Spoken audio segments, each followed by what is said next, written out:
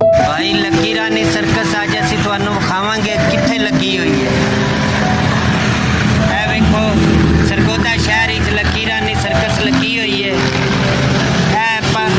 ਸਰਗੋਦਾ शहर का railway station है सामने जिथे लकी रानी सर्कस लगी हुई है। ਇਹ ਵੇਖੋ ਇਹ 3 शो ਇਹਦੇ चलते पे ने।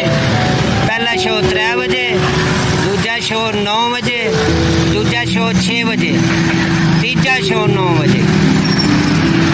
जिस भाई ने लकी रानी सर्कस वेखनी होवे ਇਹ ਵੇਖੋ सामने लगी हुई है।